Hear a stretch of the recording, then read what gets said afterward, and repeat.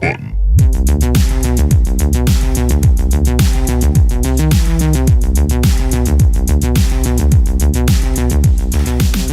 Hello everybody and welcome to another Hot Button special. It's officially December now, so what's the major discourse going around on Reddit and Twitter?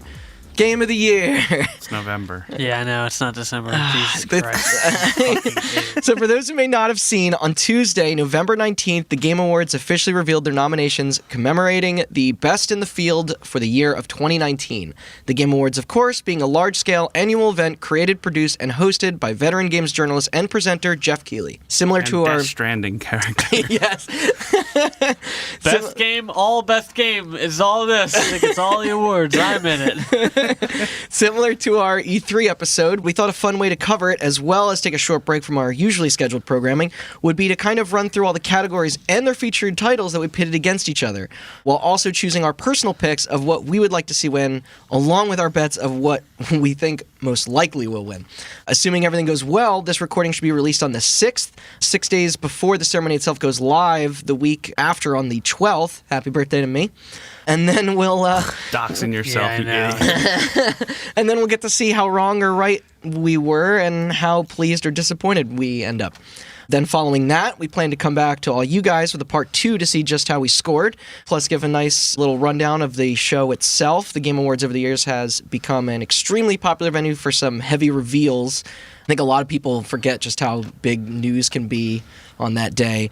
So without further ado, I'm Randall Beatrice, here as always with Austin Blakesley. Yo. And Chris Antuano. Hey, Randall, Yeah? you know the best way to do an intro is just to say your social security number real quick. That's usually what most podcasts do.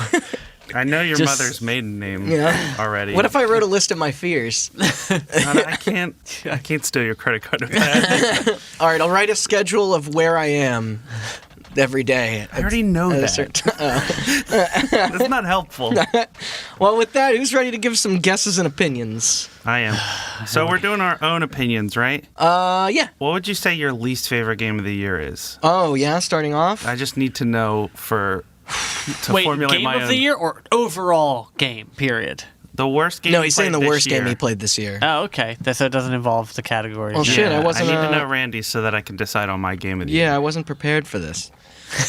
Shit. Well, I mean, I have some of the most, disappointing games, but I wouldn't really rank those as, the outright worst. All right. Well, I how about assume, this? do you have one? Think about it. And we'll come back to it? Okay, all right. Oh, and I should have also stated that we will probably be going into some discussion of titles that sadly didn't end up on the official nominations list, and that we do not plan to spoil any more narrative-focused games either that we have to, you know? For yourself, dude. I'm spoiling everything. No, I'm just kidding. Spoiling stuff would require me to actually play it. Okay, so we have 30 categories here, including the esports ones that probably we won't get too deep into, but I will Golden Boy. I will still read. Sorry. I don't know what that is. Is that your least It's a favorite man. game? It's a man. Are you spoiling esports? Also, before we start, in case people aren't entirely familiar, the way these selections are chosen is by a jury of representatives from various gaming outlets, IGN, GameSpot, Giant Bomb, Polygon, Game Informer, Kinda Funny, etc., etc. Even outside sources from all over the world are included, too. It's like an academy of sorts. Yeah, it's like Eurogamer, Famitsu, Metro. It's actually kind of crazy. Like, the full... Not the actual Academy of Interactive Arts and Sciences, because that's another award show Yeah. that nobody cares about. The full list of them is up on their site, and there are quite a few countries to scroll through. It's kind of wild. And Name one country. Malaysia. Too long. Uruguay. I thought you were saying Europe. Africa. Fuck. And all of these judges will then vote amongst themselves, and unlike most other legitimate award shows, us average Joes get to vote too. So that's right. Maybe that was a bad decision on their part. There is an electoral game college that actually gets to decide. Yeah. So based on the amount of people that are in your state, And actually, EA does draw lines with their money that they Yes. get to decide who gets let's to vote talk about for video game gerrymandering. Basically, any of you listening right now can go online and join in the battle as well. Finally getting to tell all those pesky gaming news sites what you think. As if all you degenerates already weren't in the comments for years. Yeah. But all of our results will be tallied up together, only for us all to be disappointed. I'm kidding, but let's get to it, right? We are going to save the 2 biggest awards for last, just how they did in the live stream of how they were revealed. All right, I'll start. Best narrative. Yeah, I was going to say, this first category is actually kind of a doozy, and normally my favorite as well. FYI, we might spend a little bit on this one. First up is Best Narrative for Outstanding Storytelling and Narrative Development in a Game. We have A Plague's Tale. And the nominees. Sounds like the ESRB guy. I just saw him in that David McGuire no-clip documentary, like the M for mature. Yeah, rated M. We have A Plague's Tale: Innocence, Control, Death Stranding, Disco Elysium, and The Outer Worlds. That Matt Damon movie. I don't think anybody has thought of that movie since it came out. Now, unfortunately, I have only finished one of these games so far, but I can say that the award should not go to Control. No. Creating an intriguing world is one thing, but delivery is another. You know what I mean? And that universe is cool, and they kind of blow it with how that story is presented. The dialogue and performances for me fell real flat, and saving all of your best writing for things like optional emails just feels very antiquated in 2019. Yeah, it was in 2014 when Destiny did it. I've only played 2 of these. To be fair, Death Stranding can, to a lesser extent, be accused of the same thing. They do that as well, Those emails are very well written, and that's dialogue cool. maybe not so much. I love me some environmental storytelling, but that shouldn't be depended on for everything. Same with inner monologue, which obviously Control does a lot, because that lead character seriously never shuts the fuck up, while also not communicating enough out loud. I personally found that real annoying. I hate you. What does he mean by that? Is inner monologue a department at fucking Remedy? Yeah. I didn't really like story delivered that way, at least not in that sense. Well, at least I only played a couple hours of Control. Yeah. Where we can get into it because it comes up in more categories where it'll be relevant to talk about what we actually think about it later. Yeah. I wouldn't get too much into the gameplay. The one I played the most of this is the one I think has the best narrative of them all. They're going to say the Outer Worlds. God, that's going to happen a lot today. Outer Worlds. I've only played a few hours of that game. Hopefully it's not, I don't know, I feel like it would be harsh to use the word cliche, but I haven't gotten far enough to know if it kind of surpasses video game storytelling into just stories. I doubt it. Because the world building stuff. I don't think anybody. Cool. I mean, unless you have a case for somebody else doing that. A little bit, but I mean, not of these. Because I think that Outer Worlds probably focuses on character stuff the most, which is it's character stuff and situational. It's done things with writing I haven't seen in video games. Out of the gate, present you with a moral quandary, which I kind of like. Yeah, and it's pretty conflicting. That game dabbles in the gray areas. Here's what I'll say. In typical Oscar fashion, there are 3 of these games that are also up for Game of the Year. And that doesn't mean that Plague Tale and Disco Elysium can't win Best Narrative, even though they're not Game of the Year. Yeah. But I heard of Disco Elysium a week before these awards were announced. That's a pretty recent one. And I've actually don't know much about it. Heard some divisive things on that one, but yeah. And A Plague Tale Innocence seems really cool. It did look cool. I never got the chance to play it. I wanted to try it. To me... Looked interesting and depressing. I think that there are the 3 sub-awards to Game of the Year, which we'll get into later, so I'm not going to go through it all now. But Best Narrative, Best Art Direction, and Best Game Direction... I think one of those each should go to Outer Worlds, Death Stranding, and Control. And I think that the Outer Worlds should be the narrative one. Yeah, I think if in terms of the way it's presented, wins. It's right there. There's no weird shit you have to go through. However, you can, but there was a lot of environmental storytelling in, I guess I'd say, New Vegas, which would be the other closest thing that Obsidian made. Right, yeah. There's not that much of it in this game. There is shit where you go through computers and you can see what happened here and all that shit, but the story itself is much more presented in talking to people and dialogue options. It's right there, and it's really well done. Yeah, I really do want to see more of it, because I didn't want to sound too hard on Control. I do enjoy that game's audacity and weirdness, but I think Control is definitely deserving of some stuff that we're about to go through. I would not say narrative. No, there's quite a bit I like about it that we can obviously talk about in other categories later, but narrative would not be one of them. if I was going to do my prediction, Yeah. I would say... Because I was going to say Outer Worlds, personally. I'm going to say Outer Worlds or Plague Tale. I'm going to go with Outer Worlds because I actually played it. Okay. You think Plague's Tale is like the precious pick? Yes. Okay. Yeah. Because the funny thing is, like, we haven't talked about it yet, but Death Stranding, like, I'm sure many people will give me shit, and obviously I'm still far away from finishing it. I know you are as well.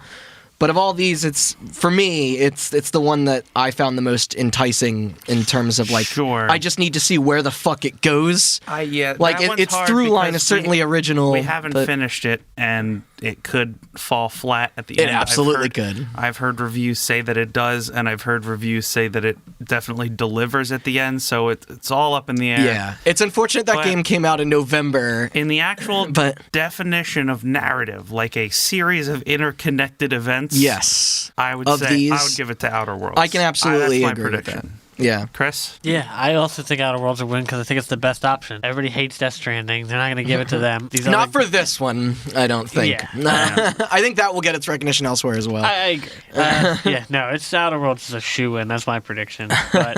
But then again, this Plague Tale game, I've heard a lot about it. You know, like you said, that does seem like it could be like a weird. I'm very little, curious like, about it. This is it. It wouldn't surprise me if something else won, but I think Outer Worlds deserves it. Yeah. And it'll get it. Do we want to get into kind of things that we feel like maybe got snubbed a little bit? Sure. Because unless your choice is the same as mine, of the games that you have played this year, whether or not that they aren't on this list, what story clicked with you the most? Halo 3, probably. Story-wise? Yeah, I mean, like, just like, it really pulled it all together. RE4. It pulled it all together. You said there games at I the played end. this year, not games I came out this year. Finally played RE4 this year. You Pretty did. good narrative on that one. Actually, not really. Everything else It's about fun. that game is phenomenal. Yeah. But I'd say if you just do the tag search tanks on Master Chief Collection, probably my favorite narrative of this year. I mean, probably Outer Worlds. I haven't finished Yeah. yet, but I hate capitalism, so goddamn much. Or Devil May Cry 5. Really? Okay. That game is stupid in all the best ways. Well, it's funny that you mentioned that because one of the hats I was going to throw into the ring was actually Mortal Kombat 11. You know what? Yeah. I forgot. Mortal Kombat 11 best narrative. I think you put it the best also when you said it was like a combination of Avengers, Dragon Ball Z, and Back to the Future. And like, Game of Thrones. And Game of Thrones. Like, it's just so much fucking fun and probably the best campaign in a fighting game. It delivers on the impossibly convoluted narrative of Mortal Kombat 9 and 10 Yes. in the best way. Yeah. Though I'm going to say my true pick here, if you guys will give me permission to No. pour my heart for the next, like, After party. 2 minutes. It is. Is After Party? No, and not just this is fresh in my mind, but this is developed by, is it Night School? Night School. Yeah, the makers of Oxenfree, which was also a fantastic game. But part of what I was getting into about Control and to a much lesser extent Outer Worlds is how game stories are kind of like translated. It makes for a big difference or gap, and that's what I was saying, like between like how writing connects with something like gameplay and then how it just sort of, I don't know, it's hard to, but like removed from gameplay. Yeah. Kind of, yeah. And I'm not saying what's better or worse, just what kind of works better for me. I think The Last of Us is like masterful writing regardless of the medium. I mean, I like the gameplay in that game too. Well, I think something more like a Mass Effect is perfect for what it is in the venue of being a piece of interactive media. Like, Sure. Yeah, like it's the same of like people just being like talking about which games should be movies, and it's like most of them don't work because they are designed for. You talking about how like the Death Stranding thing where people are throwing around that cutscene with that really stupid line of dialogue in it? Yes, yeah. And I'm just like, it's a game. I just threw my piss at a ghost. Like, what do you expect? Sometimes somebody's going to say some dumb shit, right? Yeah. Well, I do think it's funny that people point that line out, and it's like, have you never played a Metal Gear My game? piss, by the way, Can which is love bloom on a entirely- battlefield? is entirely Monster Energy. Also, Yeah, I mean that's all Norman drinks, really. Yeah.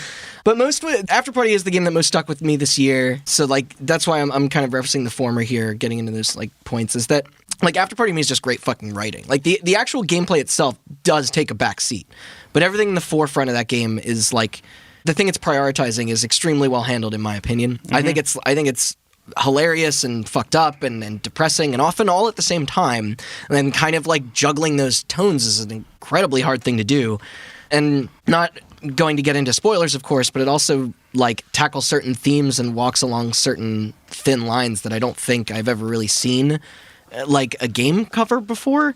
It's also hugely elevated by its like many performances that we will get into later, and I think that kind of went unrecognized, which is a shame, and it just didn't seem to hit with the same splash that, you know, their previous game sort of did. Otherwise, I just have one other shout out and then we can move on. I'm sorry, storytelling is kind of like one of the biggest reasons I play games. But believe it or not, was Titties, that's why, obviously. It's like, Yeah, dude. but believe it or not, was Blair Witch. And it's funny because I actually talked to Dom about this quite a bit, but I know this our is streamer friend and my roommate, Yes. Mr. Bob Dobb. Go follow him. Yes. Give him subscriptions. He's a fun guy to watch. I know this is like a niche thing, but that game did something that I feel like was practically impossible, and like no one fucking cares. Yeah. And it's that they made a video game out of source material, completely outdated source material, with so much respect and somehow didn't fuck it up.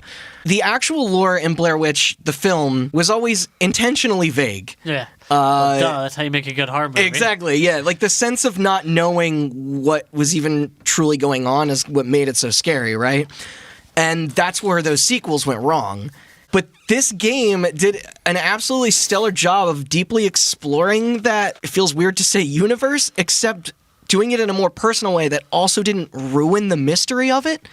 Like, it's kind of an exceptionally and careful portrayal of PTSD and regret and consequence, like, as well as the feelings of anxiety and panic attacks. Like, it's kind of terrifying, and that stuff is very difficult to sort of tell through the medium of games. Yeah, like, it looked really fucking good. yeah, like really well done. It wasn't overly like exaggerated with that stuff. All it really takes is kind of one false step in with attempting to represent that subject matter, and boom, you've got like something people will declare as being very insensitive. And it's a shame because I think that stuff goes very unnoticed. Like, there are certain games that people like to campaign for having something to say about that sort of those sort of yeah, topics. Halo They 3 should had come a up lot with to a say. games for change category in order to highlight stuff like that. Yeah, I know. Are we going to talk about this game yet again in that category? For I snubs? guess I could. Yeah. I'll get it off my chest now, so I don't have to dive deeper into it, because I just don't think enough people really played it. And really, What, the why? Blair Witch game? Yeah, and really, Yeah, which is weird, 'cause I know, it but looked- kind of why would you? Like, I think it I looked didn't great. play And it, it was but on I stage watched at somebody EP. play it. Oh, totally. But I just more mean like in 2019, that is a strange pitch, and Yeah. it's also even stranger that they would go into those kinds of themes when the studio that did it has a history of mostly making spooky house sort of jump scare games, Yeah. and I thought this one was just like much more particular. Like even the like your doggy companion in that game is so much more than just like a mechanic, but like a real character in which you share like a fully in-depth like relationship with. It's like specifically designed for you to both help each other, like teaming up to face the monsters head on in that game rather than just hiding from them like in every other fucking horror. Probably video game dog of ever. the year this year. Like, really. Yeah. Like, realistically. But yeah, that's kind of what the entire theme really is, and it makes for a very like great and devastatingly sad kind of an experience. Like, I think it captures the feelings of like losslessness and like isolation very well, and like there's some cool puzzles and set pieces. But before anyone else listening responds that it's not great, I think it reviewed well, but not like didn't really get the scores that I would have liked to see.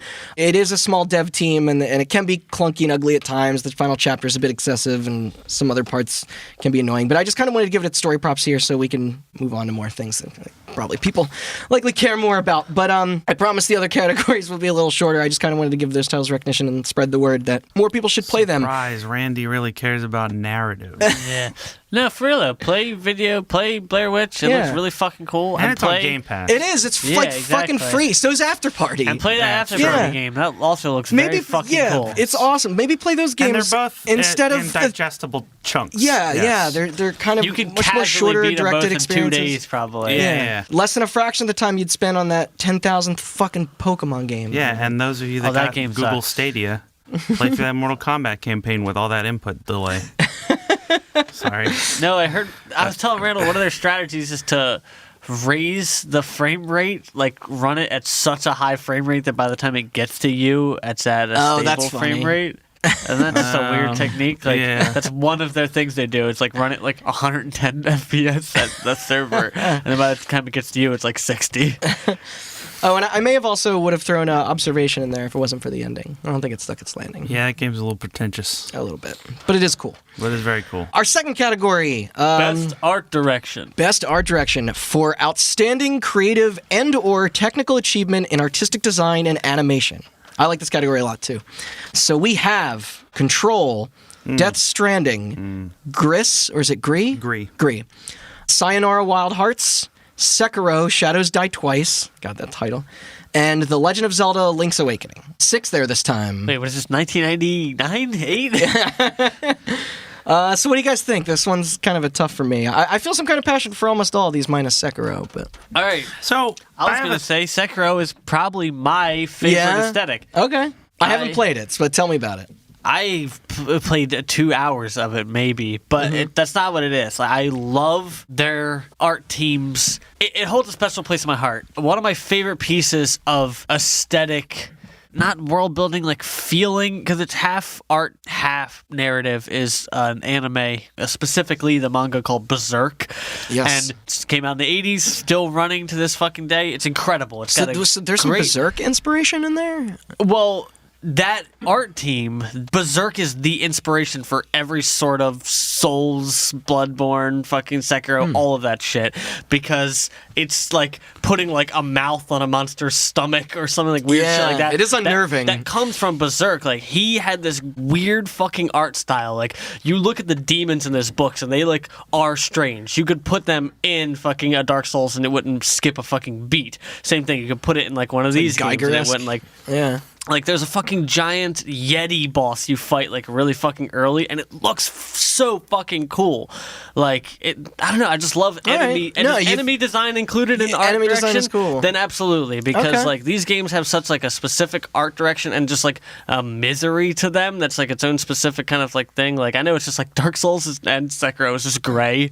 It's just, like, gray and brown. There's a right way to use those colors. Yeah, but but you've convinced me that it's something that it's earned its place So, there. that gets me into what I want to talk about, which Okay. is Link's Awakening. Adorable looking game. Yes, yeah. Are you going to talk All of that about... was designed for them. What do you mean?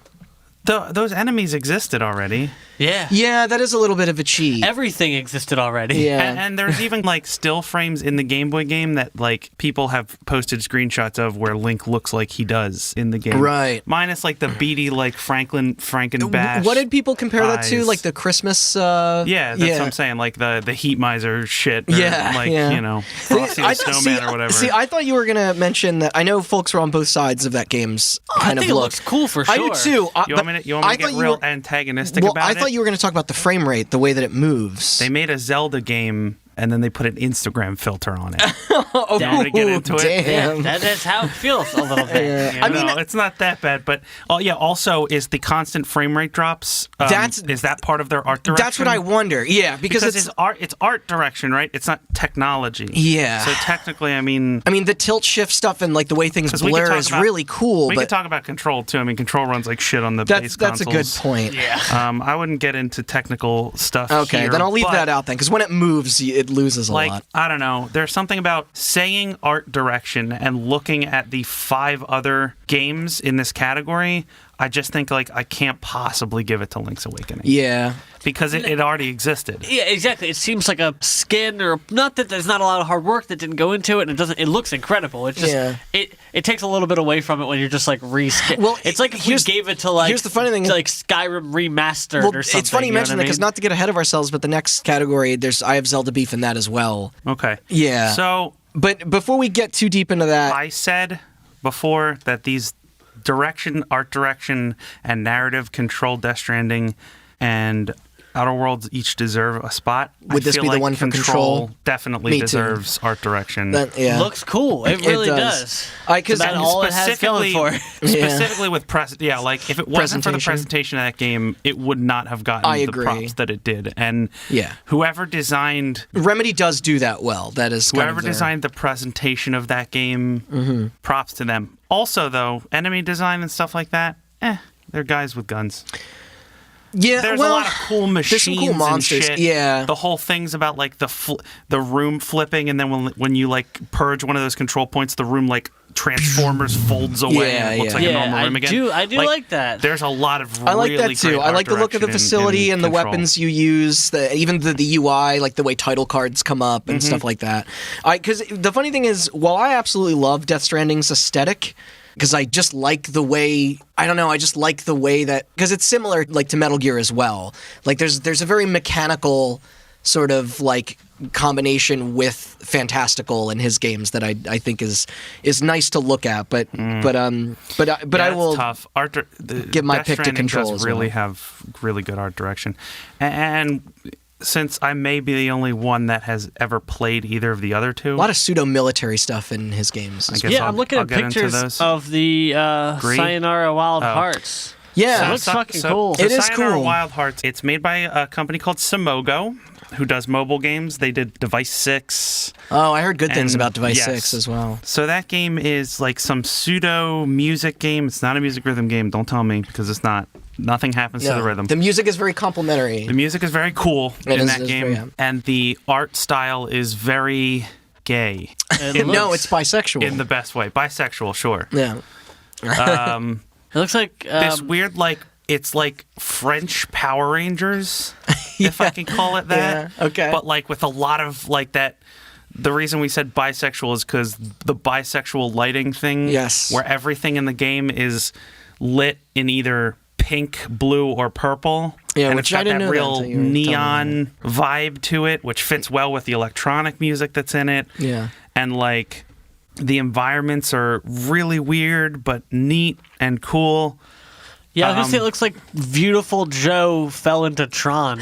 Yeah, kinda. I like that. It's like this weird, like Power Rangers if they were like super into flowers and shit. I don't know. Like, I don't know how So else the to- Powerpuff Girls. It's And it's Gree a is very Gree is cool. fucking rad too. And That's a platformer, right? Gree is a platformer. Yeah. You're basically playing a painting. It looks Yes. fucking very It cool. does, yes. I saw, I guess, just like screenshots on, That's the kind of thing people would like. want to frame and put up on their walls. Yeah. Do you think Control will win as well? No. Really? My pick is Control. I think Sekiro will win. Really? My Yes. pick is Sekiro, and I think Control will win.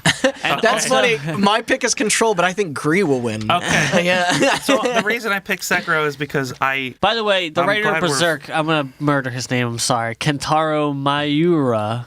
Incredible artist. He has been drawing and writing that all by himself since it came out in Wow. when did it first air? 1989. Every issue. I'm him. from that year. Every issue he drew and wrote himself. Jeez. That's why he just That's puts it out dedication. whenever Yeah, he yeah, wants. when- yeah, That's- when- it's one of those series think he- where I it's think like, he's- when's the new one out? Whenever I feel I think like he's putting it earned the out. right to have Yeah. that schedule. all right. Do we feel anything got snubbed from art direction? Do you have anything? The only tiny call out what I was actually going to give, believe it or not, is to Far Cry New Dawn. Kind of forgotten now this late in the year, but that game has a really beautiful color palette. Like contrasted against its Mad Max style, like guns and vehicles. Like, I don't know, I liked that a lot. Very bright blue water and pink and wildflowers and stuff like that, and bright yellows. It's got a neat thing, like the way they graffiti and I am once again going to give a shout out to Devil May Cry 5. yeah, okay. I know think it's that game's a good one. agitated, That or game not. has got style for days. Yeah, Yeah. that game is style. I know it's a little played out, but obviously Borderlands looks cool, feels Yeah. good. Yeah. Realistically, Destiny, maybe Shadowkeep. Mario Maker. That's kind of interesting. Shut up. You know, big penises made out of blocks, stuff like that. No, I guess Destiny Destiny always looks cool. I like their aesthetic, Yeah. but I just like the aesthetic of Miyazaki's games. I like dark Yeah. fantasy and putting it in. Oh, right. Sorry, that Miyazaki. We got into this the other night, and Yeah. the same thing Miyazaki happened. is Yeah, the okay. From Software guy, Yes. not the Totoro guy. It's like, man, something happened, and he got real, like... I love that art. It's not. He's probably not the art director, but I like that style. I like From Software's team. I love their enemy design. I like I said, like dark fantasy. It's just fucking cool. Yeah. It's gritty and it's weird. Like I said, that's the best example. It's like you just a giant monster with like it's got like mouths on its shoulders and like a tongue coming out of its leg, and like that's just cool. It's like weird. It's like a kid. You ever see those drawings where it's like my kid drew a drawing and then I made it into like a realistic drawing. It's like one of those things. You know what I mean? That's one fucked up kid. So next up, here we go. Score and music. For outstanding music, inclusive of score, original song, and/or licensed soundtrack. Kind of confusing there, but I think you get the idea. Also, Jesus, these are pretty much my 3 favorite things about games, all back to back to back, which is kind of funny. Anyway, our 5 nominations are Cadence of Hyrule, Death Stranding, Devil May Cry 5, Kingdom Hearts 3, Sayonara Wild Hearts, and not Doom Eternal, the true winner, because it got delayed. So remember what you were talking about with Link's Awakening? I think Cadence of Hyrule kind of falls under the same category a little bit, and my bet is that it will probably win. That's remixes, though. Yeah, but those are still the remixes of music that we're so familiar with, But and they're that so good. of course they are. I know they are. Like Zelda music is some of the best in games. Period. No, I meant the remixes are really good. I'm sure. Yeah, it's like Smash isn't on here, and it contains more iconic tracks than any video game ever made by the nature of having more tracks than any video game ever made. I'm gonna throw out some beef here. Kingdom Hearts 3, that's cheating. Oh, I agree. Because Maybe I should throw that in as well. It's just the Disney music from that world. Okay, Are they remixed it in an interesting way? By that rationale, here's what I'm saying. That's why I think this category specifically, it's a shame that playlist, licensed music, and original music are shoved together. Because I agree, yeah. half Death Stranding is a fucking Spotify playlist, and it's unfortunate because it's like, what is the difference between using real music that already exists to fit your narrative and set a tone versus writing original music to do the things? They're 2 completely different arts. Well, the only thing I will say, though, is a lot of the songs that were commissioned by artists in Death Stranding are original songs. Okay, it's not like Grand Theft Auto, but Grand Theft Auto also has an original score as well that is very good. Yeah. It's because Devil May Cry 5 also has some. Does that have some licensed stuff in it as well? Hell yeah! Can I play that song? Oh God! Hey, wait, is this the one that was? Devil Trigger? Was this the one originally written by that pervert? Yes. And they booted him off the soundtrack because he's a piece of shit.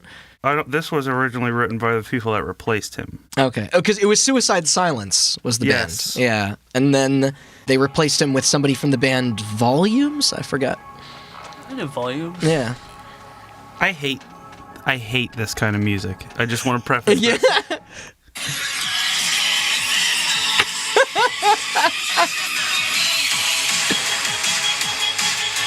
I mean, that's very appropriate, I will say. It's so fucking appropriate, and I hate that kind of music. Yeah, it's gonna be hard to get me into that, no matter how hard you try. But in the context of the game, yeah.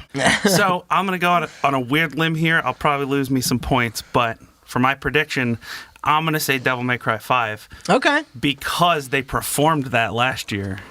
Oh, they did. Yeah, right before the game came out. Oh, that sounds like you're inside, inside baseball. Yeah. Come at me.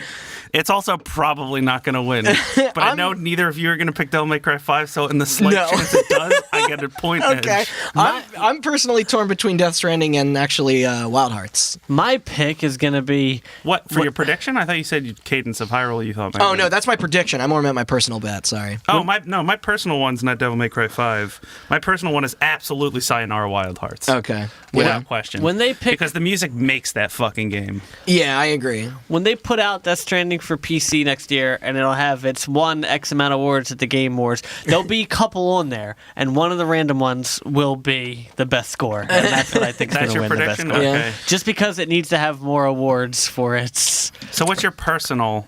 you haven't really I haven't played any of these games, okay. so I don't really have an opinion. Have you played here. anything this year where music stuck out in a really memorable way? Or Yeah, I'm going to say probably Master Chief Collection, as Halo has some of the best music that's ever been written. I mean, if you want to know more about that, go listen to our Halo stuff.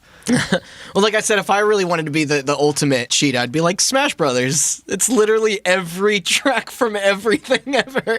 But no. But there's some really good fucking remixes in Smash. Oh, there too. are. So there's some incredible, and they'll do remixes that are like full orchestras of renditions of old 8 and 16-bit music that we've. But honestly, my personal pick might be. It's hard because Death Stranding's music choices are bizarre and oftentimes gorgeous. They have a whole album for it that you mentioned with original songs. I'll probably do that. My work does a lot of video game soundtracks. Yeah. Pretty much. Oh, you probably will, yeah. I think they have music by, like, The Neighborhood and Bring Me the Horizon and Major Lazer. It's so weird. Churches, who I believe is also on the Sayonara Wild Heart soundtrack. They are. Along with Bleachers, Phoebe Ryan, Anima Yamaguchi, and Cascade. So, I think my pick actually might be for that game. And it's something that I've only watched been played so far. I've yet to experience it for myself, but I do plan on picking it up. But yeah. You want to play it right now? No, I don't want to play it on a phone. I have installed. It's right there. I don't want to play it on a phone. Was it the Sayonara Wild Heart? Yeah. We'll get into the mobile games Apple later. Arcade, brah. Yeah, but it's also on... Isn't it on PS4? And, like, Switch? I think it's on Switch. Yeah. Yeah, it's just Switch is just a bigger phone, dog. That's true. It is. All right, do we got our picks? Yes, so correct me if I'm wrong. Randy's prediction is Cadence of Hyrule. Yes. My prediction is Devil May Cry 5, and Chris's prediction is Death Stranding. I'll do it. All right. I think you might be right, but I'm just going with the wild I'm card. right. I vote very pessimistically, where I always root against myself. So, Yeah. all You right, want to play Devil Trigger again, though? that'll be the outro song. All right, Song rules and I hate it. It reminds me of Let It Die. So now we have the other side of the same coin: audio design, Where's Jason? recognizing the best in-game audio and sound design. We let two things I wanted to I bring would like up to hear here. Jason's opinion of these. Jason literally brought up how bad the audio mixing in Borderlands 3 is. Yeah, let's do some negatives. Let's call out Borderlands 3 for their horrendous audio mixing. And then the Is the thing on mixing the real giant bad? bomb when that guy was calling out. about Days Gone? Days Gone. Ron Funches. Yeah. Everything sounds like it's the same distance away. I don't even know how you did that.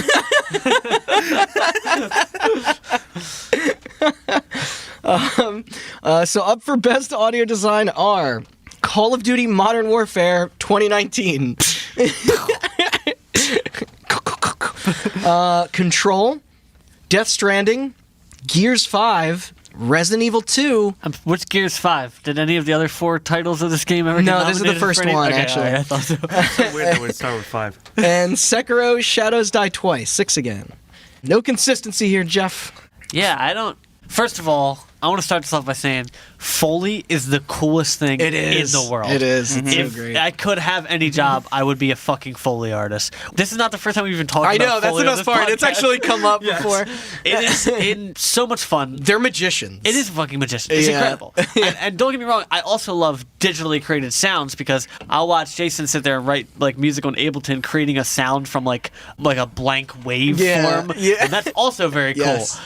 But that's why I'm saying like first of all, anybody who does sound in video games, fucking A. All of these games. We need a new sound of the ship taking off. I don't know. Cover this grapefruit in tinfoil and then throw it on a treadmill. A And lot of it's digital nowadays. It's Yeah, not like- I know. But sampling is still a big Sampling part of is it. still a thing, Sampling yeah. comes from Foley, you know what I mean? Yeah, now it's like a lot of analog stuff. But Yeah, but so everybody fucking gets an award, maybe with the exception of Call of Duty, who probably just recorded gunshots. well, maybe they did. But that game does sound good. Like I played Any it. but- shooter sounds incredible. Yeah, I was gonna. Well, that's the problem now. It's like I remember the first time I played a Battlefield game that blew me away with sound, and now I shrug my shoulders at it, despite the fact that the sound in every Battlefield game is incredible. Yeah. Like DICE is so good at that. They're good at Like, production. They It's just are. they're Yeah. bad at making video games. I mean, they're good at making video games. Yeah. have you heard my text message tone? What is it? Yeah. Yes, exactly. It reminded me of Death Stranding's little codec jingles for the communicator in that game are dope as fuck. So that's what I'm saying. I think, in my opinion, since everybody's good at it, who stands out the most with the most cool, creative So that's sounds? tough. So, like, it's funny because this is our first Resi nomination today. Obviously, a series that means a whole lot to me, but I actually think I might have to go with Control again. I was going to say Yeah. Control So is probably... it's like- When you pick up stuff and throw it, it's like the whoosh, like it's Yeah. so cool. The Cool mixing on versus it is quality so fucking because good. like Call of whooshes Duty and the sounds like a chunks. Call of Duty game, but damn, if quality. there's one thing you give to that series, it's sound design. Fucking A. Yeah. Call of And they've won Duty is before, like- right? Call of yeah. Duty's won before. Call They of have. Duty is- That's actually that's my pick for what I think will win. Okay. Personally. Gears 5, same thing. That's also Those what I was thinking. chainsaw fucking guns. Yeah. Very Ooh, all boy, this they cool sound good. sci-fi They sounds are. and shit like that. Yeah. And the sounds of like all the weird enemies, like those swarms of things. Yeah, that is they all true. sound really cool. I think maybe the reason that Control is sticking out to me right now is just because I've played a lot of Gears games and I played a lot of Call of Duty games, so some of the sounds are familiar, even though that they knock it out of the park every time, as opposed to Control, where I'm just like, I don't think I've heard a lot of these before. Like, just the way that... Sekiro. So here's my personal pick, which I think it should be Gears 5. I think it's a good mixture of cool organic sounds and a lot of need for creative sounds because of the sci-fi element. So it probably sounds fucking really good. And if it's not, I've never played it, but if it's nominated, I trust that it has a reason to fucking be nominated. Yeah. But I think my pick Making is going to be the otherworldly same sounds. reason I think Death Stranding will win the audio thing. I think Sekiro is going to win audio design. Yeah? Because it'll be From Software's Sekiro Special Edition, 5 game awards. One of them won't be listed, and it'll be because Is it's that- best audio Is design. that like fucking when they repackaged the movie Armageddon because it won a sound editing award at the Academy Awards? It's like 1, 2 All right, Academy so- Yeah, Awards. and it's literally a golden banner with an Oscar. It's like Bruce Willis's face. I'm gonna go personal pick and prediction. Gears 5. Okay. Yeah. Mm-hmm. I do give my props to Gears 5 elsewhere. Yeah, We'll personal see. pick Gears 5 prediction Sekiro. All right. So, do we have anything snubs to talk about? Devil May Cry 5. Division. Okay. Yeah. That might be a good snub. Division probably sounded great. I mean, I played it, I should say. I don't know. I played it with just my TV sound, not like a stereo or headphones. I don't know. What Mario Maker? Those are classic sounds. We're all gonna feel stupid when Resi gets it, because that's Yeah. another series that, like, 7's audio design was fucking incredible, and 2's was as well. And All right. Randy says Call of Duty. I say Gears 5. Chris says Sekiro. That's prediction. I bet you Star Wars would have won it if it made it in time. yeah, I get nothing into beats that. Star Wars sound design. What about Ghost Recon Breakpoint? Oh man, yeah, that game didn't get anything this Yeah. year. That's the Fucking micro- Jump Force got a nomination and Breakpoint didn't. Probably didn't deserve one. All right. Want to move on? Yeah. So next we have performance, There's only one winner. Yes, I agree. awarded to an individual for voice acting, motion, and/or performance capture. This is kind of a controversial category, I think, for me this year. But There's going to be a lot of snubs mentioned. their picks are, yes, there are. Ashley Birch as Pavarti Holcomb in All right. The You don't Outer have to read Worlds. it anymore. Yeah, I know. Stop there. Oh, that's your. That's my you that's know my what? bet for who I think is going to win for sure. Then it's Courtney Hope as Jesse Faden in Control. Laura Bailey as Kate Diaz in Gears 5. She was flat in Control. It definitely Yeah. fell flat. Mads Mikkelsen as Cliff in Death Stranding. Matthew Peretta as Dr. Casper Darling in Control. Which one was he? He was the I will get FMV to that doctor. because that's actually my personal Oh, choice. Really? You Yeah. definitely. And Norman Fetus as Sam Porter Bridges in Death Stranding. That's it. There is no other option. That they can't. Just the sheer amount of work that went into that, it has to be the winner. Who? That's my pick for the winner. You The- who? Norman Reedus Norman? for Death Stranding. Yeah, he doesn't speak enough though. It's maybe that's just the character, but it Yes, does feel a they'll little be bit like Kiefer. They'll And be like, without his movements and his face and his cadence, you can't be the maybe, character. but from what I hear, Mads apparently steals the show. Like when you get to him, like. All right, fair. Then hold on. Don't put me down yet. All right, no, then. I won't. Yeah, we'll get into it a little bit because the funny thing is, like, did you play Metal Gear Solid 5?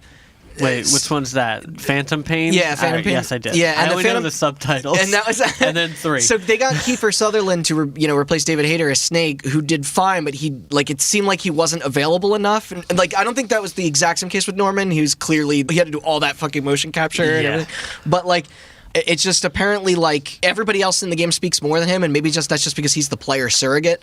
But like from what I hear, Mads, apparently he like chews the scenery in a way that people really like. He's incredible. Well, He's that's the who I thing. want. He's technically the best overall performer on here. The man is a true professional. Yeah, like, absolutely. He's a fucking professional actor. And by the way, fuck Henry Casino Cavill. Royale. I don't like him. I remember reading something about him being like weirdly conservative or Christian a long time ago, you were and I don't like talking him. about that, yeah. But fuck him as Geralt. Mads Mikkelsen would have been my fucking pick for Geralt. Yeah. He already looks like him, kind of. Like, still fucking long white hair on him, and that's him. Unfortunately, my biggest problem with Mads is just I haven't seen him enough in the game yet. Like, we're like a dozen hours in, and also, I don't know, like, he has yet to grace the screen much More so than far. flashbacks and weird shit. Yeah, I've that's seen, kind of the most that I think we both have seen. My pick for who personally. This is I of think these, will win, 'cause, yeah. Of these. Wait, personal first, and then your pick to Personal win, first, yeah. then who I would.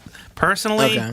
Ashley Birch. Absolutely, that's Yeah. my Vardy personal is- too. She's a fucking great I think character. my favorite video game character this Such year. a fucking cool companion. Yeah. Cool fucking story. Well Not acted, to mention for the sure. fact that I played 3 games in quick succession where she stole the fucking show. Yeah, Kind of. she's fantastic in After Party as well. She doesn't steal the show in After Party. There's a lot of really good people in There After are, Party, yeah. and we'll get to that with the Yes, snubs. yeah. But she is also very good as Tina in Borderlands 3. Right, yeah, she came back. Oh yeah, I forgot about that. Yeah. And- Goddamn scab. And also, I think Pavardi might be my favorite character. Yeah, very This cool. year. very My well-written favorite character of the year is the goose. Oh, by far. Which, by the way, the goose is in the And Wormhorn. new Rick and Morty intro. Wait, what? Yeah. Oh, yeah, I saw that for a Except it's got second. like 2 heads. Oh yeah, by the way, best art direction. If we're including animation in that, Goose Game should have been nominated. Yeah, I Because agree. Goose Game I didn't is even think about that, entirely yeah. The way that animation. the way the goose moves and the Yeah, physics kind of of it. stuff, Yeah, very articulated. That's one of the Yeah. first things I noticed. I was like, you can make a goofy as shit game, but like, that That's- also looks cool. I Like, know looks it good. does, and that's Yeah. what makes it so funny too. Yeah. Like, yeah. And I love pastel palettes. Yeah, very and minimalist Any games kind of that thing. have like minimalist but yeah, My prediction- all jokes aside, Ashley Birch is a treasure. My prediction, Mads. Yeah. Yes. Okay. He's got the Because- most star power. Let me of- explain why. Because Norman Reedus will probably be there because he's Norman Reedus and he's like the head of the I game and agree. he's there promoting it. Do you think he would accept the think- award for Mads? I think they will give the award to Mads Mikkelsen just to get him on stage, or like a video of him just They to had like. they had some pretty high roller presenters last year. Yeah. I don't know this year, but Yeah, Pavardi is by far my pick for best because it's just, she is my favorite. it's a really in cool the game. character and Yeah. it feels real and it feels cool. She and I Granted, think never used her as a companion because I was Why? like, because she's like a smart engineer, and Yeah, I role okay. play when I play games. Like you don't That is bring your fair. fucking you keep her on the ship. I've heard a lot of people talk about how her character, like her input, has actually influenced player decisions. Oh, it influenced my first Yeah, decision. mine of the too. game. Yeah. And also her whole sexuality thing. Yeah, Yeah, it's fucking a cool apparently- thing to it's explore. and fucking representation yeah. of that is Yeah. Like, and the very writing important. around that is very good. Yeah. yeah. I got to see more of her, like in Because Questline she in that plays. For those that don't know, this might be a little bit of a spoiler, but I'm not that far in the game, so fuck it. She plays an asexual character. Yeah. But she's also like raised in this like capitalist hellhole society, so she doesn't really understand what asexuality is. So she like presents it Right. as sort of like this. She's just like, I don't know, I've never much been into the intimate stuff, but she like doesn't like. She's like one of those characters that like doesn't understand that that's an option for something that you can identify as, but she still Right. totally understands. 'Cause, like, how that's would the you way know? she is? Yeah, no, it's very fucking That's very cool. well and it's just handled. well acted. Yeah. And it's all. But my Phenomenal. pick is Norman Reedus because Walking Dead guy do big video game on cover. Okay. Also, by the way, it goes without saying that Laura Bailey is also incredibly talented. I just don't really think Kate from Gears is anything particularly special. The stuff that we've been getting into recently, I think, is showing through. She is. yeah, maybe it'll get. I think yeah. she is carrying that game. She is, because that's why I'm saying it's not her fault per se. It's due to the writing. Like, you're only as strong as your weakest part, but like The writing for Kate is not that great, but Laura Bailey is carrying that role. She is agree. limping across the finish line with what they gave her. Like who's the partner? Not JD. Dell. I like it. I like. He's Dell. good too. He's very good. Yeah. But I just mean like they gave all the Download emotion. it. It's free. They gave all the emotional bits to Laura Bailey. did, And yeah. she is nailing it. yeah. Xbox just- should pay us for the amount of Game Pass promotion we do. It is a phenomenal Also, service. Courtney Hope. I'm sorry. I found that performance just so No, it incredibly dull. Immediately notice how flat it was, Yeah. like right in It's the beginning bizarre. of the game, right away. But the funny thing is, it's in complete contrast to my personal pick of Matthew Peretta, also known as Alan Wake, who spends the whole game in FMV just fucking being the most cornball ass fucking dude. Dr. Darling is great. He's so it's so weird. Like it doesn't match the rest of the tone of that game at all. Like because he's chewing up the scenery in a way that the game should have had way more of. Also, this might be a bit of a spoiler. At the end, when you find the music video, that fucking music video, holy shit! It's just a delight. and I know he has no chance in Space Hell of winning, but like that was my favorite part of that. I don't even like Control, and he is my personal runner-up. Like that guy is phenomenal. I know. It's but Control is weird for me because I didn't particularly like love that game that much, but it definitely did a lot of things right, like really right, and that was one of them. Absolutely, it just did the gameplay wrong. They went with the dice method. They made a cool game that's not a real video game. Yes. So now for our upsets, which, Austin, do you mind if I set you up for this one? Go for it. I don't know what you're setting me up for, but I think I know. So I think you brought this up to me before about how I have two actually that I'm going to acknowledge you for. I'm going to go through one very quickly, and then the other one I'm going to have you spend a lot of time on. Just for sound design or acted snubs. Yeah. So Austin jokingly brought up, but like Andrew Bowen, who voiced both the young and old versions of Johnny Cage in Mortal Kombat 11. And some recognition for that would have been really nice because, like, the scenes where he has to act against himself as the younger, arrogant dude, and then just the older, more like burned out, just like he's annoyed by his past self. It's not to mention the fact that he has to work with fucking Ronda Rousey, who and just he's still like he's still able to do it. Like that dude, Shigoro or. No, she's fucking Sophia. Do you mean in real life, or are you talking about? Oh, God. I meant in terms of being like a shitty, angry, evil character. Mm-hmm. But an even larger snub than that, though, and for a game I didn't even play, but from the way you described it, Logan Marshall Green in Telling Lies. God. Yeah. So this is a game from the creator of Her Story, in which the main actress in that actually won the performance award the year that came out. I think it might have been 2016. Yeah. And for those that may not know, Logan Marshall Green, or Discount Tom Hardy, as some call him, call him that. Yeah, he was the lead in Upgrade and The Invitation, both phenomenal films. He was also in Prometheus. Yes, and Spider-Man: Homecoming as well. Who's he in Prometheus? He's the lead guy. The guy that dips his finger in the he gets poisoned by the Oh yeah, he with is the chick. He's the girl's boyfriend. I swear to God, why are you saying this? I'm thinking of Tom Hardy roles. Going, that's not him. But no small pickings. And no, for real. No, he is incredible. He is. He's great. I wish, and it's a shame that like I'm obviously joking with the Tom Hardy thing because he does kind of look like Tom Hardy, but he's a fucking great actor. He is. Upgrade is a very Upgrade cool, is dope. And bizarre film. You got to check out the movie phenomenal. The Invitation. It's really good. I watched Upgrade on your suggestion one day, and I was like, fuck it, I'll watch it. Like, and it was fucking cool. Yeah, and then they ripped the car from it for the Cybertruck. Yeah. All right. So tell me about Telling Lies, Austin. So for those of you that played Her Story, it's very similar. For those of you that that the card game? No, that's the Hearthstone. So what it is you play an agent who is trying to figure out a crime, but you don't know what the crime is, and you have a hard drive that you stole from the NSA that has stolen footage from people's cell phones, from people's like FaceTime cameras and their laptops and their. Okay, I do know this game. And you have until morning to figure it out because. A morning, you have to destroy the hard drive before the FBI comes looking for it, essentially. So the whole game is similar to Her Story, where every bit of dialogue has subtitles, and those subtitles each have words. And you can search a word, and if it comes up in the subtitles for the video will pop up in the search results. And then you can watch it. The interesting thing about Her Story is that since a lot of it is FaceTime cameras or Skype cameras or something like that, you are essentially viewing one half of a conversation.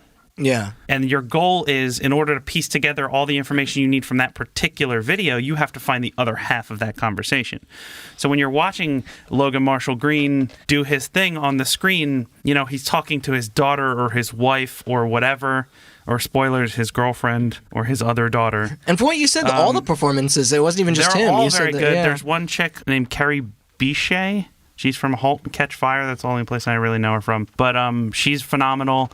There's a Cam girl who's in it. It's played by some French actress that was also in Westworld. She's phenomenal. There's a chick that was in like the newer X-Men movies as somebody, I don't know, but she's phenomenal. But like everybody in that movie, Was she in Dark Phoenix? yeah, she was. That's unfortunate. Everybody in that game is basically having to deliver both sides of a conversation at once. So you're watching this guy talk to his wife, and then when he's not talking, He's you can't reacting. hear what she's saying because that audio wasn't captured on his phone. So he's just reacting to it. And like his facial reactions kind of play into the gameplay because you have to see whether he's upset or whether he's laughing or whether he's angry about what she's saying. That's very cool. And he does just... They all do a great job, but he is most of the videos in that game, and he is fucking phenomenal. I don't know what happened. Like, her story blew up, and nobody is talking about this game. And... like, it seems super interesting, and... It does. I remember, I don't remember when we were talking about it or looking at it. It just looks fucking cool. It's an interesting looking... It is not... I have some problems with that game, the way it delivers the story. Yeah, I had some problems with her story as well. There was essentially a bug in her story where you could just type a keyword that would give you all the videos I did that you by haven't accident. seen. Yeah. And they took that out of telling lies, and I wish they hadn't because I missed a lot of videos. They tell you how many videos you missed at the end. It's and hard to compile all that. I kind of just want to see the whole thing all the way through, but it's very difficult. But yeah, he is phenomenal. Would you say that was like your biggest snub, you think? If I was going to do video game performance... Personally, I think I'd put him up to win, not just to be nominated. Yeah. I say the guy who mocapped the grunts, probably. Like, that game came out in the early 2000s. Because my biggest snub was actually from a game not on this list as well, and that is from After Party, which also featured Ashley Birch, but had amazing performances, like I mentioned before. Aaron Yvette as Wormhorn, who was like my favorite character of the year, and Dave Fennoy as Satan, or better known as he was Lee in the Walking Dead games. Yep. And he might have been the best performance I have heard all year. I didn't play Telling Lies. Mm-hmm. There are some scenes alone where they both just steal the show, like that whole scene we saw at the end. That even not on our playthrough, watching some friends play through that game was just fantastic. Like, yep. Yeah.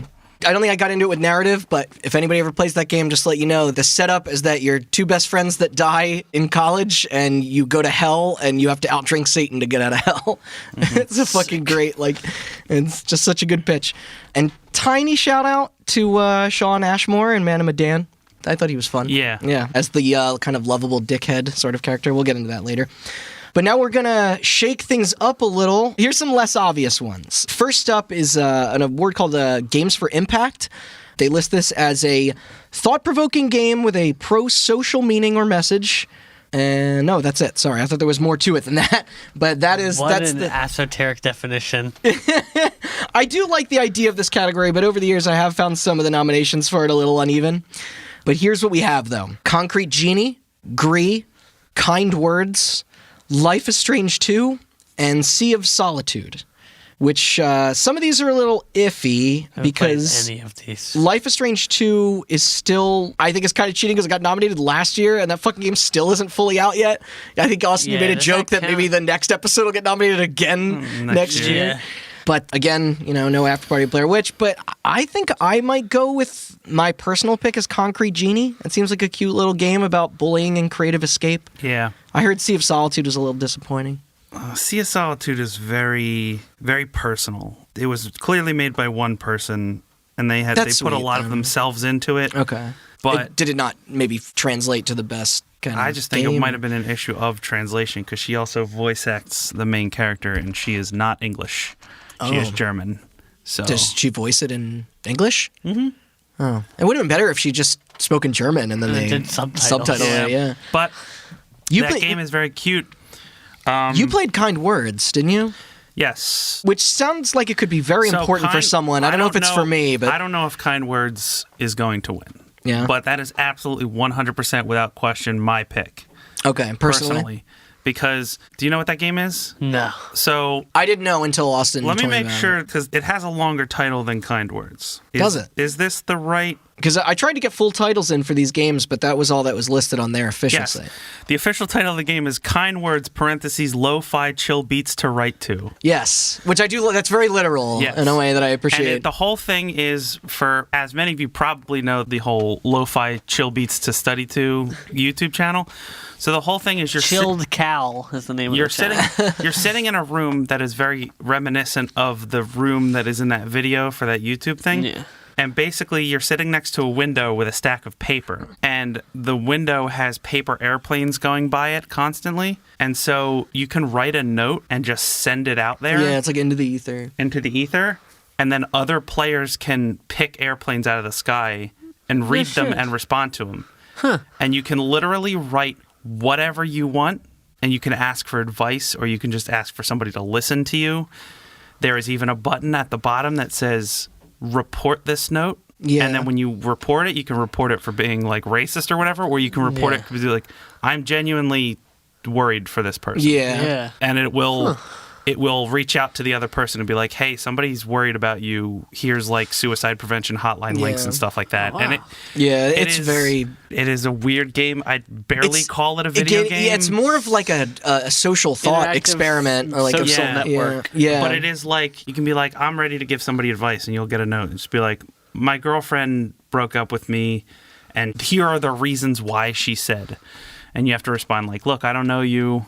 Yeah. But keep your chin up or something, like, Yeah. It's meant to be supportive. It's probably the most difficult game in the world, because what's more difficult Than helping somebody through a tough time? That is true. And especially when you don't know that person. Yeah. And like the whole framing of that game, it's all anonymous, but in the best way, because it gives people the ability to just pour their heart out, say things that they couldn't even say to the people closest to them, and then they have strangers, and you can stamp your pictures with like little hearts and stuff, and then the whole game part of it is like collecting all the stamps, and the beats are pretty chill. And the lo-fi beats are chill.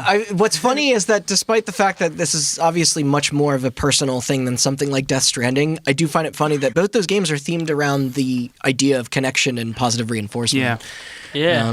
But my vote for what I think will win is Gree. People love it, and it's very pretty. But that's what I think. I don't want to put in a vote because I don't barely know or play any of these games. Okay, So you don't want to just throw one out? All right.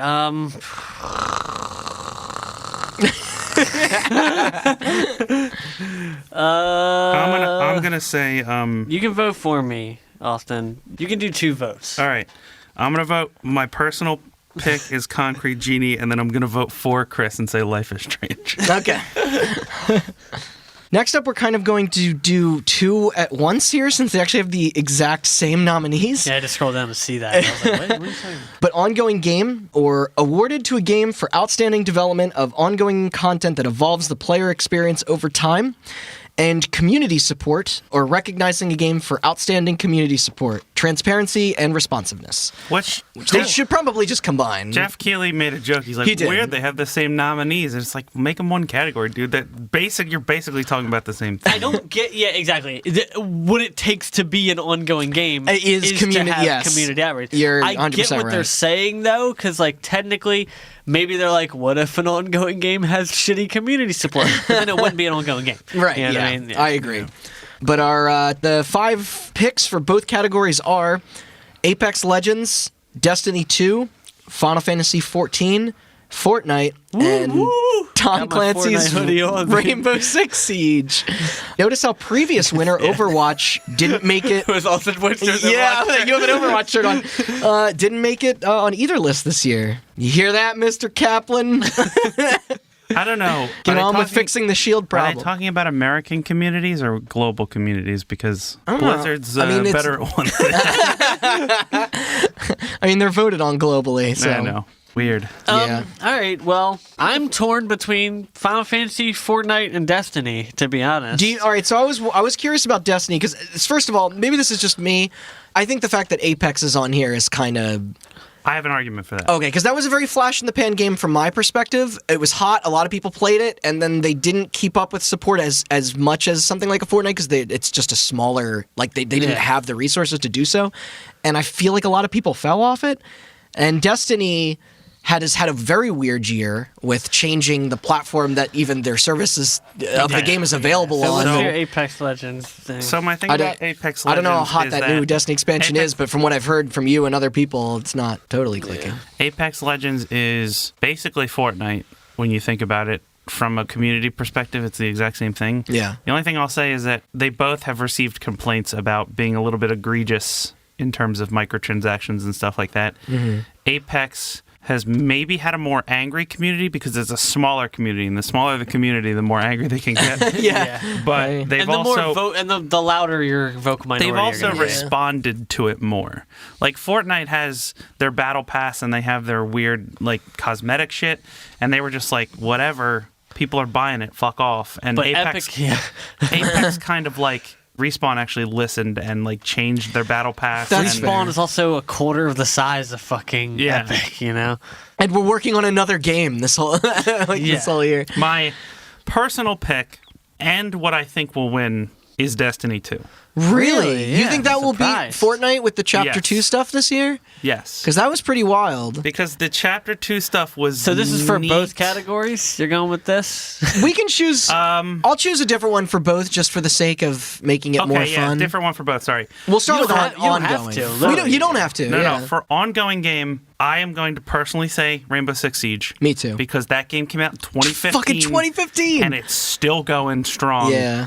Stronger, even. Yeah, which is amazing. It kicks regular big updates, and the community is like loves it every time. My vote for what I think will do win their events. ongoing game is Fortnite. Yeah, My answer for community, for personal. That's and the Destiny one? That's Destiny. Destiny. For personal Okay. and prediction is Destiny 2 because they got out from under the heel of Activision, and then they like their expansion might not be hitting as much as people wanted it to. It's But just they- a little light. They delivered like that cross play, that cross save. yeah, stuff, and that works well apparently. Bungie is okay, well, I'll get to that because that's also my pick. Yeah. Best ongoing game, personal pick? I don't really know. I never really played Siege. I missed the bid. I feel biased because like that's the game of these that I play. So like, Yeah, but it's a toss-up between Fortnite. I'd probably say Fortnite, probably. And I'd Yeah. also say that they are going to win Best Ongoing Game. I don't know when the last time they won an award was or if they ever won Game of the Year or anything like that. At this point, the impact culturally and video game world, it deserves it. yeah. Just deserves it. And as far as all jokes aside, it's like I wouldn't be upset. At, just no, like yeah, I absolutely not. totally We- get it. We make Yeah. jokes about Fortnite, ironically, but it's Yeah. like you respect the fucking champs. Yeah. Sometimes there's Yeah. a reason they're champs. You know. Yeah. Best, I don't want to play it. I still tip my hat. Yeah. That's, Best community support. My personal pick and what I think will win is absolutely Destiny 2. Bungie has always been, and as much as they sometimes fuck up and sometimes come back, how they handle their community in Destiny should be the playbook for how every fucking developer who runs a game like this engages with their community. Regardless of how good or bad it's been responsive, it's listened, it's worked with, it's worked around, and even if they don't deliver all the content, and even if I have endless amounts of complaints about how they mostly just reskin their bullshit, I also understand what the just big challenge of what they're doing is. How big of a team is Bungie really in comparison to a lot. It's Yeah. big. Is It's it? pretty big. Hundreds. Hundreds Oh, of people. okay. Yeah. I didn't It's- think they were small. I was No, just absolutely curious. not. They just deserve to be praised for that because nobody does it like them. And like I said, there's good and bad, and Destiny is good and bad, but it deserves recognition for what it does Sure. best, which is engage with its players. Also, shout out to Final Fantasy. Well, 14. so I'm gonna get weird here and say for community because so for ongoing, my personal pick is Siege, but who I think will win is Fortnite, and for community.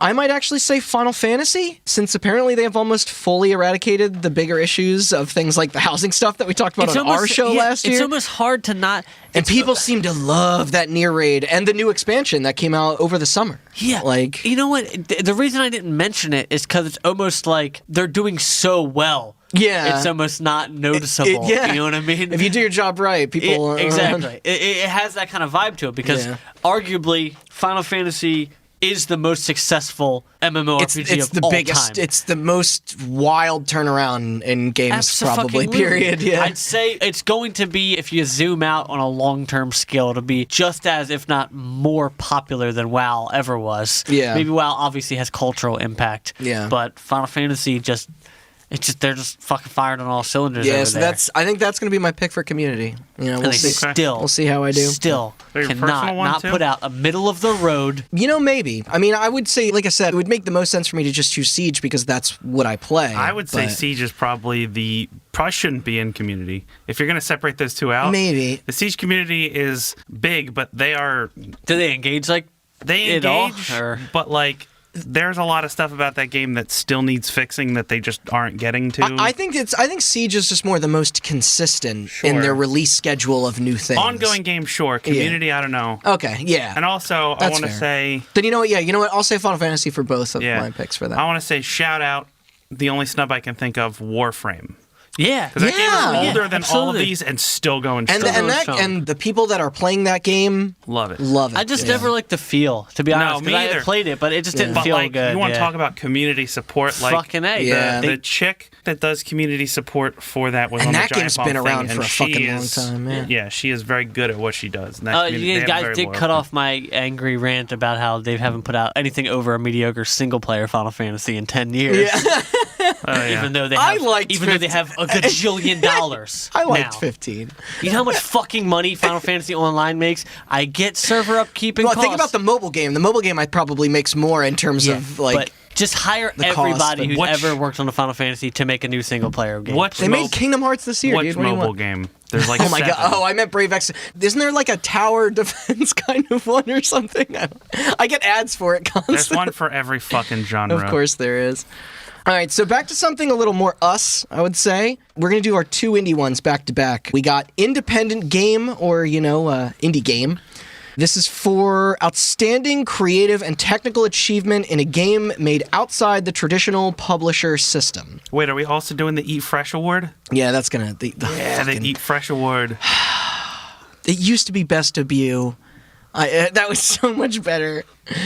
But up for the prize of Best Independent Game is Baba Is You, Disco Elysium, Katana Zero, Outer Wilds, and Untitled Goose Game. Can I all just say now that our personal picks are probably all the same, Yes. and it's Baba Is You? Yes. Baba's you absolutely. Without And you know my what? personal It's pick. going to fucking lose to Outer Wilds. I know. I know. Hard second Untitled Goose Game. Yes, I agree. But the as funny- much as I love the Untitled Goose goose, Game I is- can't say no to Baba. Untitled Goose Game is a meme. Like it's It an is an adorable interactive game, meme. and it has like great animation, and it is hilarious to watch Yeah. somebody play. But Baba Is You is a better video game. Before After Party, that was the most I laughed at a game in a long time. This is Untitled what. Goose Game. Yeah, it was Untitled Goose Game. This is what I wanted. This is what I kind of like stifled myself talking about earlier while we were like taking a little break. Yeah. Puzzle games. Yeah. I like puzzle games. Me too. When you play some of those Baba's You levels, and after an hour of racking your fucking brain, you finally figure out.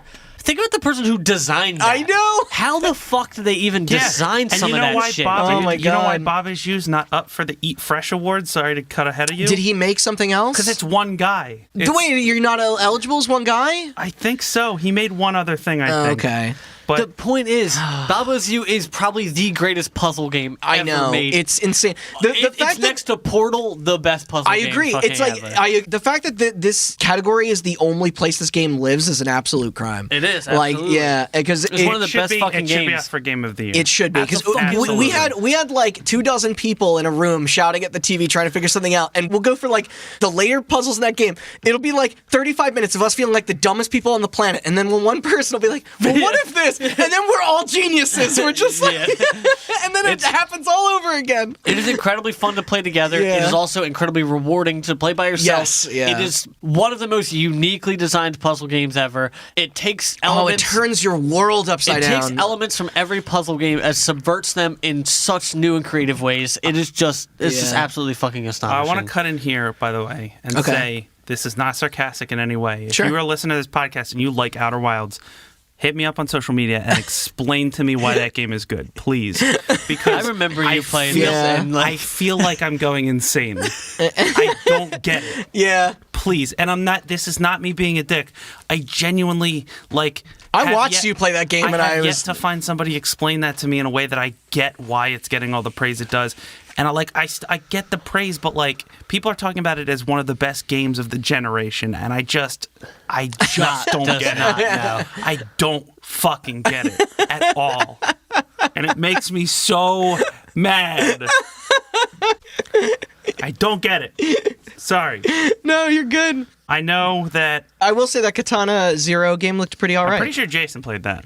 Yeah? Yeah. That makes sense. That seems like a had Jason some very game. nice things to say. Cool. So. And Devolver is the shit. But I just feel like everybody kind of forgot about it sort of a little bit. But that's not a detriment to the game. But. This is a stacked category. Yeah. And I don't know enough about Disco Elysium, but I don't think it's... That's my I'm going to get personal mad pick. if it beats either Baba Issue or Untitled Goose Yeah. Game. I will too. My vote. I'm gonna put my faith in Baba. I'm gonna say that people will recognize. I kind of want to put my... I don't know. I want to put my faith in Baba so bad. It is. All right. But I think Outer Worlds... We can't be alone. Outer Wilds. We can't be alone in how that... It's just... I don't know.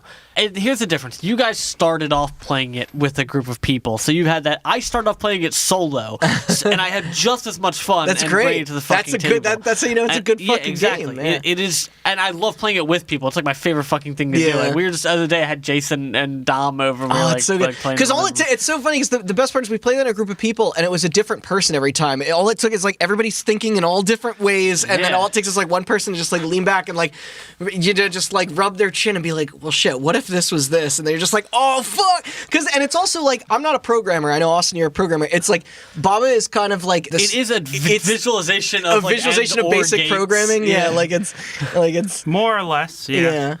I'm going to go with Outer Wilds. For what you think is going to win? For what I think is going to win. We already know what we all think should win. Yeah. Baba Issue is the best game on this list by a country mile. Yeah. What do you say? You saying Outer Wilds, or are you going to go with something else? Do I want to vote with my heart or vote with my gut? Brain? Yeah, or my brain. I'm gonna vote with my heart, yeah. which is literally shaped like the word HEART, and it's red and it's wiggling. I'm gonna say it's gonna be Outer Wilds, Okay. and I'm also gonna say I'm gonna punch my TV when we watch it. All right, My I'll birthday be wish. sure to hold you back. My birthday wish is that Baba wins. All right, so here's the thing. I almost said Untitled Goose Game Okay. because I think that The meme power. Dude, I think- meme's got a president elected, dog. Do you not think they could do you not think they could get a game award? I know. I think that this category is either going to be they're going to put some recognition into Goose Game and they're going to put some recognition into Outer Wilds, and I think Outer Wilds will get game, and I think that Studio we'll get will go to House. Okay. That's my That's my pick for House for the Eat Fresh Award presented by Jared. Yeah, all right. So with that one down, let's actually get into the weeds of that one, right? We're going to tackle the other indie award that got renamed this year because of fucking Subway. Yep. What used to be Best Debut is now Fresh Indie Game, or for recognizing a new independent studio. Sorry. It's hard to cut you off. You Sorry, said that no. wrong. I did? Fresh Indie Game presented by Subway. Yes. Fresh They didn't. games. They didn't name it that just so you could leave the Subway integration off. Dude. Yes, that's why they paid for it. All right. Fresh Indie Game presented by Subway. Thank you. Or Now, don't forget, it's the Fresh Indie Game presented by Subway. Make sure you go to a near participating Subway so you can get they're all closing down $5 around footlong here. or whatever their deal is They're now. not $5 anymore. Okay, They're I don't way remember. more I haven't than been to a that. Subway in 10 years. They're also not a foot long. But this is for recognizing characters. a new independent studio that released its first game in 2019. We have ZA/UM for Disco Elysium. What the fuck name kind of studio name The is name of that? their studio will make me never play that game. That's Go stupid. All right. Nomada Studio for Gree. Okay, Dead Toast Entertainment for My Friend Pedro. sure. Mobius Digital for Outer Wilds. I think was that studio founded by that guy from Heroes, or is he just What? Yeah, the actor from Heroes is like a huge. No, Mobius Digital is a bunch of students that started it as a student project and then All right, formed a some studio actor from after Heroes graduation. is like super involved with that game. Sure. Mega Crit for Slay the Spire, Yep. which I think you'll probably have some words to say about that game. I mean, you play a lot of that. That's phenomenal. and House for Untitled Goose Game, which I think is a great name for a studio. I snubbed the goose before, so now I'm going to stick him with the goose this time. It's cute and funny and short. That's your personal pick? That's my personal pick for what I want to win. House is my pick for what I think will win. Yeah? Not my personal. Okay. Yeah. I don't know how big that studio is, but getting that goose to move and animate that way, and the way it interacts with all the physics and the way they play with the music dynamically, it's just lovely, that game. I don't know. I feel like I didn't finish my friend Pedro, but I did like it. I know you said the back end of the game didn't end as strong as it started. I feel I didn't play it. It looks cool, though. I feel like maybe this was where Disco Elysium would get its... You want to say Zum? Z-A-U-M? You know, just for that, fuck them. Like, that game's been nominated a bunch, but you know what? All right, Austin, I'm going to go with you. I'm going to vote with my heart this time. You can say House? I'm going to say House. Okay. Meme power. So my personal pick is Mega Crit. Yeah. Slay the Spire. You played a lot of that game this year. As a person who plays a lot of card games... Our friend Bernard he texted me about that game. Was like, yeah, Big play Slay this the game. It's Spire I fun, showed that game to Jason once right before we recorded, and that was like 8 months ago. That was in like spring of this year when I started playing it. I was literally playing it as we were setting up because I couldn't stop the run that I was on. So I really like card games. When did that game come out? Was it early this year? It came out in early access last year, but it came out I feel like this I've heard about it for a while. That's why I was curious. The thing about that, I've always liked card games, and the one thing that always stopped me from playing card games as a kid was having people to play them with, because none of my friends were to really... your table and smack your lunch out of you. Nobody play Yu-Gi-Oh! None somewhere of my else. friends really played them all that much, and when I would go to a card store to play them, I would get trounced by 40-year-olds with fucking fanny packs that spent all of their Magic. income on... No, join the club. So Hearthstone is one of my favorite games of all time, simply because it is a designed for digital card game that I can get matched make with people who are even with me. Slay the Spire takes that one step further, where it's like, I don't have to worry about some asshole who spent his whole day theory crafting decks or just copy and pasting decks from the internet to trounce me. It's single player. And my other favorite kind of tabletop game That's kind of wild, yeah. are deck building games. And what Slay the Spire is it is a deck building card game in RPG form. And there is never a game I can think of that is more crafted for me. Yeah. So I know I'm not alone in that, because a lot of people really love Slay the Spire. So my personal pick is Mega Crit. Without I hope question. you get what you want. Yeah. What do you think, Chris? Personal pick, the Goose Game. It just looks cool. I love, once again, the colors, the aesthetic of that game, the feel. My vote, who I think is going to win, probably 12-inch chicken teriyaki on Italian bread. That's probably my, maybe some hot peppers, you know what I mean? Dude, don't get me started, dude. That chicken teriyaki sandwich is good. It is good. It's good eating, dude. It's fresh as shit. It's been a long time, but if it tastes like it used to, we might have to go out. Oh my god. All right, so Randy's and me pick House, and you pick chicken teriyaki. Yeah, write it down. And you're all going to laugh as soon as that wins. He's going to be right, too. It's the worst part. Geoff Keighley's just going to come on stage eating a sub. All right. Mobile games. Oh, Randall's favorite. I know. Can you make it through this without saying a bad thing about mobile games? We'll see. As somebody who plays mobile games and doesn't There are good ones on indiscriminately fucking hate them for no reason, like It's other not people for no on this reason. podcast, It's just destroying video games as an art form. That's all. I'm going to go ahead and say that Oh, wait, hold on. Let me read these off. there's some good nominees in this game. There are some decent ones. One that should be in another category. Well, actually, I was going to say, you know what? The good nominees in this list are the ones that are available on other platforms. Not true. All right, so for the best game playable on a dedicated mobile device, I love how they have to say that last part because of the Switch. But yeah, as Austin said, I don't play mobile games, but maybe you do. So up are Call of Duty Mobile, Hell yeah. Grindstone, Sayonara Wild Hearts, Sky Children of the Light, and What the Golf. So funny thing is, the two games on here that I actually like, as I mentioned before, are not just exclusively on mobile, because obviously that wouldn't be how I would play them. This was the same thing you saw with Donut County last year. Killer fucking game. I even bought it again on mobile just for the stickers, but I don't want to play it on there. But anyway, yeah, my pick is What the Golf. I think it's hilarious and fun. It's also on PC. Same with Sayonara, but I feel like I already gave that its props elsewhere. And the thing that I think is going to win is Grindstone, because my Twitter won't shut up about it. Okay. No fucking clue what Sky is, but... Sky is the game from that game company. Oh, I don't like them. I know you don't. Speaking of video games as an art form. Yeah, but their art's boring and pretentious. I would have liked Journey if I played Hold it on. when people were online, but finish. nobody was online. As somebody who loves that game company, Which one? that game company? Yes. on first? Yes. Which one? Yeah. Yes, and Sky Children of the Light, incredibly disappointing. What is it? You're a Children of the Light and you fly around the sky. I don't Is know. that the I one like Child of Light. Is that It the was one like that the same looks? thing. Is that the one Yeah. that looks like Discount Hyperlight Drifter for the box art? I don't. The it box doesn't art have kind of box looks the art. same. It's a It's mobile like a game. thumbnail. You know what I mean? I I'm old. don't- I just call it a I don't know what thumbnail you're talking box about. art. It is Journey if you monetized it, and it's terrible. Journey was That's cool, the most man. heartbreaking thing. Yeah. Oh my god. It sucks. Yeah. My personal It's like pick, Journey, but it's like everything is like a big bout of like, what do they call the sinking sand? Quicksand. You pay $10 to get out of quicksand. my Are personal you gonna pick say fucking Call of Duty Mobile? Call of Duty. God damn it. No. That's your All personal right. My pick? personal No, it's pick, gonna. It's my probably personal Sayonara. pick is Grindstone. Oh, you have Apple Plus, right? Yeah. Okay. Wait. Grindstone is phenomenal. Apple Arcade. Apple Arcade. I said Apple Plus again. Sorry. Just I played phenomenal. Call of Duty Mobile for about 5-10 minutes. Call of Duty Mobile sucks. It's okay, but it's just It's the best shooter on a platform that you should not play shooters on. sure. Yeah, I can agree with that. And that's why my vote for what will win is Call of Duty Mobile. It's Call of Duty Mobile because China. Absolutely, yes. All right, My that's a good guess. personal vote, because it's nowhere else, is What the Golf, because Yeah. that game is so fucking It's funny. so funny. I love it. It is incredible. And You if know you don't what? know what we're talking about, I highly suggest you watch the Giant Bomb video Yes, where they that was play yeah. it.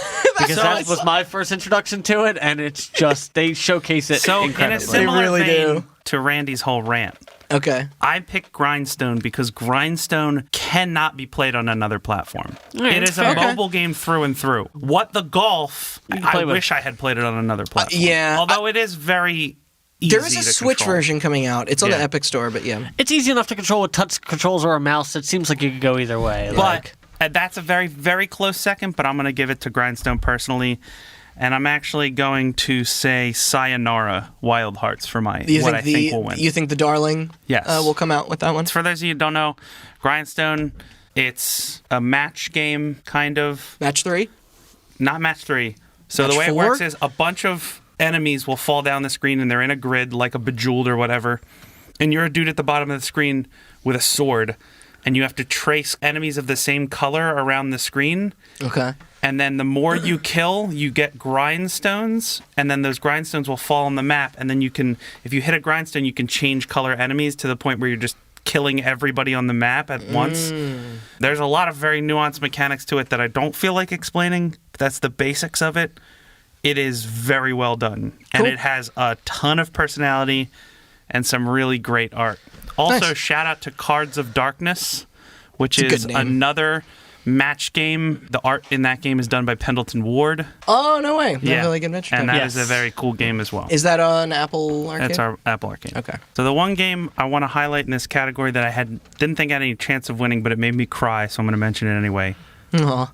is called Assemble with Care. Okay. It I have is heard of this. by Us Two Games, the people that made Monument Valley, and it is That's a you cool game. play a mechanic, a traveling mechanic, and you go to this town, and people come to you with their objects, and you fix them. And so somebody will be like, "This clock doesn't work," and you have to like take it apart, find the broken part, get a new part, put it in. But like the story around it is very, very cute and adorable, and the music is very well done. That's nice. It's a shame to see that not. It's very short, takes about an hour to beat. If you have Apple Arcade or were thinking about starting your month trial, I highly recommend playing it. I don't think it's available anywhere but Apple Arcade, but it is very cute. Okay, now we're on to, so this is going to be everybody's favorite trendy category, virtual reality, or AR/VR game, for the best game experience playable in virtual or augmented reality, irrespective of platform. Not quite the knockout punches we got last year. I think last year we talked about, what was it? It was Tetris and Astrobot and Moss and Firewall and all this stuff. But the nominations are Asgard's Wrath, Blood and Truth, Beat Saber, No Man's Sky, which we talked about that update on our recap, and Trover Saves the Universe. Am I the only one that has played some of these? I'm just I've curious. played No Man's Sky and Beat Saber. Okay. How about you, Austin? What have you played on here? I've played No Man's Sky not in VR, and I've played Beat Saber. Mm-hmm. And I've watched people play Blood is Truth and Trover. I don't know what Asgard Wrath is. Yeah, that's the one I'm least familiar with, I would say. Personal and pick for winner. What be same for me? That's Beat Saber. Same for me as well. Really? Yep.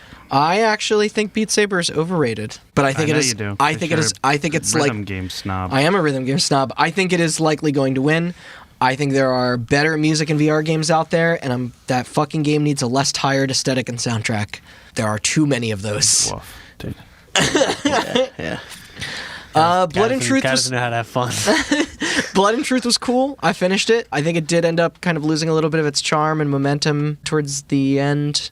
Like out of the gate, I think it felt, it struck a little harder. But because I really liked that proof of concept demo, that London heist. Are all three of us saying Beat Saber? For what's going to win? Prediction? Yeah. Okay. But you're also going to hate me because I honestly thought Trover was the most interesting of all of these. Yeah, well, you know how you are a rhythm game snob? I'm a Justin Roiland snob. I understand if the humor doesn't always work for you. I love a lot of things that he's made. I know. It's just getting so tired for me. It's just the things that they play with in that game with respect to VR is. I haven't played. I know. So. It's very clever. Yeah. I like that your character literally comes from a species of people that don't ever get up out of their chairs, and that's why you play the game sitting down. Like I think that's pretty funny. I haven't played Trover because of how much I was not a fan of accounting. I was not a huge fan of accounting either. Yeah. So this is much more realized than just vignettes. I understand that. Yeah, but there's a lot of subversions in it that I think are fun. But yeah, my pick is that Beat Saber is going to win. Cool. We all agree Beat Saber is the best VR game. That's not what I said. And it does sound like that's what we did to say. So yeah, we'll just move on. Name one song off the soundtrack. Do any of you remember? No. Yeah, electronic track number 3 where I swung my cool sabers around, you It's idiot. all the most forgettable fucking shit. That Panic at the Disco song. That's not Death on of a it. Bachelor. It's a DLC song. Is it really? Yes. Well, now I don't want to. So, I think that's where we are going to leave it for today. Because Randy talks too much, that's why. We all Jesus talk too fucking much. I just maybe talk the most. I never said a word that whole time. That was Randy doing his we best originally- impression. Tell me what you think about Outer Wilds again. The idea obviously was to do it like we did our E3 special where we just sat in my house and got drunk and talked for 3 hours. And granted, I think we could still do that here, but I honestly think we might push longer than 3 hours. Yeah. So I don't want to have some. That would be a long 4 podcast hour, to listen exactly. to. So, yeah, in the intro, I said that this was going to drop on the 6th. We decided to push things up, and we're going to put this out on the 29th. This is going to be our first part, and then we're going to come back next week on the 6th and get through the rest of these categories, including the heavy hitters of direction and game of the year. We'll come back with all the genres and some of the esports shit, and then, obviously, drum roll, multiplayer. game of the year. And but stick with us and play some of the stuff we mentioned. And, Yeah, now you got time to play fucking Baba's You. Go Yeah, play it. Yeah, exactly. go play it. Yeah, Because it's going to come up again, goddamn. it is. Let me do some plugs. Yeah, dude, toss up some plugs. Thanks for listening. Hope you enjoyed. If you want to hear part 2, a week from now, you can find us on Hot Button Cast, along with the rest of our episodes, talking about some of the franchises we've mentioned. It's hotbuttoncast.com, right? Hotbuttoncast.com. Not .gov, like everybody keeps requesing. I thought it was .game. Yeah. No. We couldn't get that one, huh? No, I think that was more expensive than .com. Behind the curtain. You can also find links to everywhere you can listen to podcasts, iTunes, Spotify, or any other podcast app that you have. You can also find links to all of our social medias, which we will be updating with information about the podcast going forward and stuff like that. Twitter, Instagram, and Facebook at Hot Button Cast. And we'll be back next week with part 2 of our Game Awards coverage. Part 2 of 3. Yeah, you can hear me talk about Tetris. Part 2 of 3. Yeah, because we're doing one after, too. Oh, yeah. Yeah, Okay, yeah.